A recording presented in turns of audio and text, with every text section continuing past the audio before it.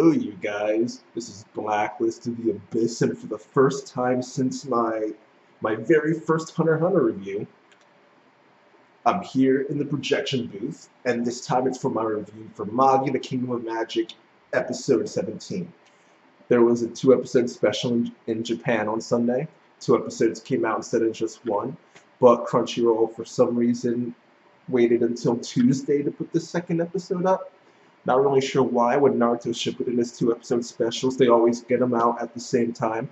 I mean, obviously Naruto is a bigger priority than Magi, but still, you think, different days. You think they'd come out with the episodes on the same day, but whatever. I didn't come out with it on the same on the day it came out, so hey, it's what, Thursday or Friday now.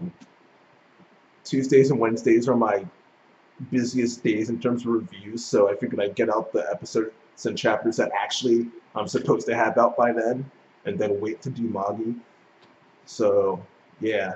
Oh, by the way, no Naruto Shippuden review this week because of what I said last week about how I was going to review the filler at once and not week after week. But yeah, Magi, episode 17. Kingdom of Magic, episode 17. And this one starts off with Titus and his conversation with Mogamet. Pretty much we find out that he's an artificially created human, which is what Irene was talking about last episode, how Magi could create artificial humans. And Mogamet wants to help him. The dude, we know he's a pretty crappy guy. We know he's a piece of crap. But now, for the rest of the season, he's gonna be acting like a good guy whenever magicians are concerned, which is annoying. I just don't like Mogamet, seriously. But whatever, I'm gonna have to deal with it for now. Titus ends up saying that he has as much life as the time spent giving him life. It's like a tenth of the time. And he has a month left, pretty much.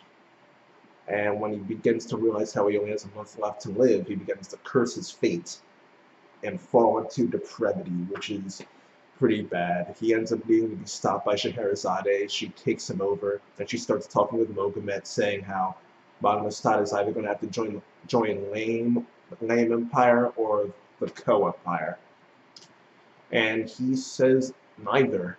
And she tried to recruit him and say, hey, we don't discriminate against magicians or anything like that, so come to us instead of the Ko Empire, where you're just going to be forced to, well, actually, no, let me not get into that, because that's technically a spoiler. Not a big deal, but I won't go into it anyway. The point is, she tries to recruit them to go to the Lame Empire instead of the Ko Empire, and he says no to both, and to make a long story short, war gets declared. And these scenes with Titus and Mogamet are supposed to be sad, but I didn't feel anything, which is probably because it's Titus and I don't care about Titus.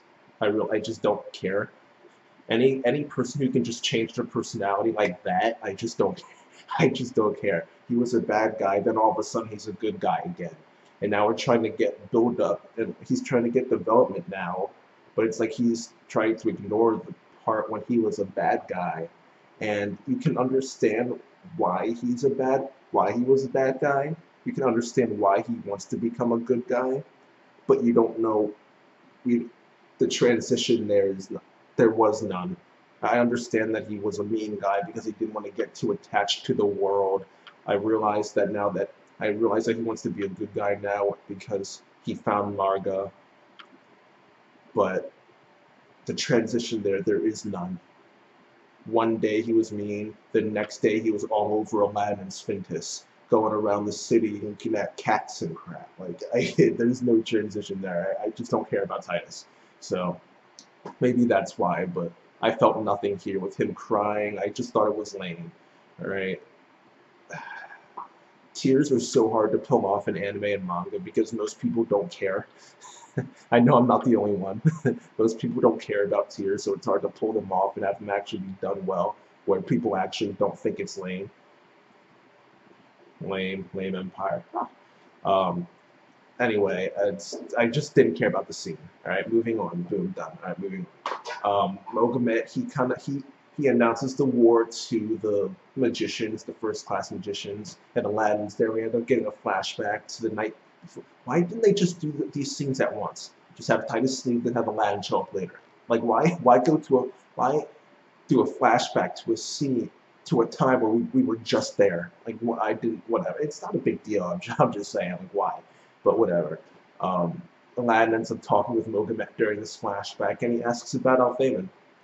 And, well, indirectly asks about Al-Thaman. And Mogamet says that they used to be allied with Ethnan, the guy from the last season who gave Dunya her dark metal vessel, her black vessel, or whatever, and Isaac, and those crazy guys who were losers but thought that they could beat some of the generals from Sindria, those guys. Yeah, they used to be associated with Ethnan. What does that do? Sometimes it's Ethan, sometimes it's Ethnan, whatever. I'll just call him Ethnan. Magnustat used to be affiliated with him. And technically, that means they were affiliated with Al-Thaman, but I'm still sticking with my idea that they didn't actually know it was Al-Thaman, the ones responsible for the abnormalities in the world. Probably the same ones responsible. Oh, no, never mind. I was going to say the same ones responsible for making the Goy the way they were and treating Mogamet the way he was treated, but probably not. Yeah, probably not. Well, maybe, because they're always trying to get involved with these higher-up guys, which are the rich guys were the ones messing with him. But whatever. Yeah, it doesn't really matter. It would be fun, not funny, but not laughing funny, but it would be funny if Mogamet was in fact affiliated with the people responsible for giving him that past that he hated so much, but we'll probably never find out. Apparently, Mogamet decided to break and sever his ties with Ethnan once he found out that they gave the dark metal vessels to Dunya and other Goy. So, yeah, he still doesn't know about Al-Thaman. After that, Aladdin asked him about those magic tools that the pirates had, and Mogamet ends up saying that those were like prototype magic tools, and they wanted to give them to Goy as an experiment for mass producing them and selling them. And he said he didn't really care how many Goy died, only cares about a magician. So still, the guy's still a piece of crap. Who cares? Aladdin has this line about how he'd make a great king for magicians, but I didn't get the point of that line because, like, it's a compliment. Like, the point with the face he was making, the face I made the thumbnail, you'd think that he would say something afterwards, like, but you're still an awful person, or something like that. But no, he just stuck with the compliment and he just left it like that. It was weird, but whatever. After this, we see Titus. We go back to the scene with Mogamet telling the magicians about the war that's coming, and Titus feels as though it's his fault, which technically it is, because had he not gotten so attached to Marg in the first place, had he kept her at a distance, he wouldn't have gotten so attached to her, and had he gotten so attached to her, he wouldn't have had the desire to live. Therefore, Scheherazade wouldn't have needed to get involved in the war like that. Yeah. So, well, they were going to go to war eventually anyway, but it could have been prolonged at least. At least he wouldn't have been the excuse for the war. But so technically, it is his fault, but not really. But technically, and Myers tries to comfort him. Other guys try to comfort him, and he's convinced that Magnustat doesn't stand a chance, which is understandable because the Lame Empire has 3 metal vessel users, 3 dungeon capturers, plus they have the Fondelese Corps. Under one of those dungeon capturers, Mu Alexius. Alright, and we end up seeing all of them in this one scene. I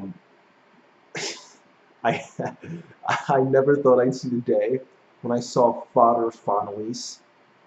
Because you look at some of the designs for these guys are fodder. Right? There was even a bald guy there. Like these guys are fodder. I know. You could tell from some of their character designs that Shinobu Utaka just did not give a crap about these guys. These guys are not all of them, obviously. Mu, his sister Miron, Zebra. I'm going to call him Zebra instead of Roro or whatever his name is, because he's pretty much Zebra from Toriko. him. There are a decent number of them who aren't fodder, but there's still a decent number who are fodder. So I thought that was interesting. Fodder families, something I never thought I'd see. There was a scene with them. I just didn't care. It was supposed to be funny. I didn't find it funny at all. I just found it kind of lame. Again, lame empire. Haha. All right. I just didn't care. Um, After this, I think we saw a scene of Sinbad finding out about the war, and after that, we saw images of different people who I would assume are associated with the 8 generals in some way, shape, or form, and Cohen at the end too. But one guy looked exactly like Shah Khan. Then again, every dark-skinned guy in the series looks like Shah Khan, but whatever. Um, there's this one guy that looked like Hina-Ho-Ho, or Spartan, or whatever the guy's name is, Spartos, whatever. One of those two. Probably Hina-Ho-Ho though, because he looked like he was big. There was this one guy who I didn't know, and there was this really nice-looking blonde chick who is probably related to Pisty or Listy or whatever her name is. She had like markings on her face and stuff. That was pretty cool. And yeah, after that we see Koha. So you know, in some way, shape, or form, at some point in time, the Ko Empire is going to get involved in this. And after that, it's Magnostat.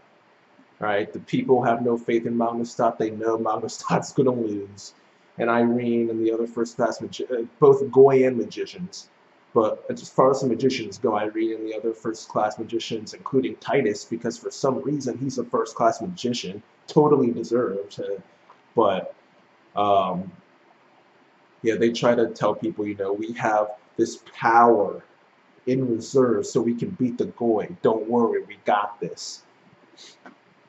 It's safe to say that that power in reserve is related to Dark Rook, and Aladdin thought the same, right? So it's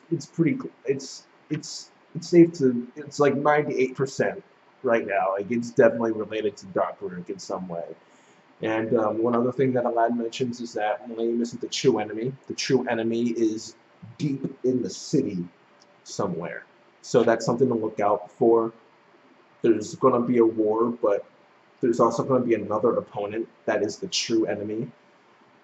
And yeah, the episode ends with a speech from Mohamed and a sighting of Ali Baba with the Farnese Corps on his way to Magnostat. So, you know, well, if you watch the opening, you know we're going to see him anyway. We know we're going to see his Jinn equip too, full Jinn equip. So, I mean, the anime already spoiled pretty much everything there was to spoil about this arc. Like, no joke. They literally spoiled everything. The combination of the second opening for the season and the first episode of this season, they spoiled pretty much everything there is to spoil. So, yeah. Well, actually, no, I take that back. There's one huge thing they didn't spoil. Okay, yeah. There's still one thing they did spoil. Also, this war that's coming up, one of my favorite wars of all time. I don't know if I said that already. This and the War of the Best, like 2 of my favorite wars. This arc is amazing. This war coming up is amazing, and I'm hoping the anime can do it justice. If it doesn't do it justice, trust me, I will tell you to go read the manga instead. At least the part of the manga that covers the war, and I'll give you like a span of chapters. That way you don't go too far if you want to continue watching the anime and not be spoiled. But I'll tell you to go read the manga if the anime isn't living up to the awesomeness of the manga. But yeah, that's it for this episode review. This episode is mostly its build up for the war, and I thought it was a solid, good episode, so I'll give it an 8 out of 10. Yeah, the speech at the end, I'm a big fan of speeches before wars, thanks to Gara. But as long as they're done well. And this was fine. I thought it was cool. So overall, yeah, like I said, I'll give the episode an 8 out of 10. But yeah, that's it. Yeah, rate, comment, subscribe, and I'll see you guys next time.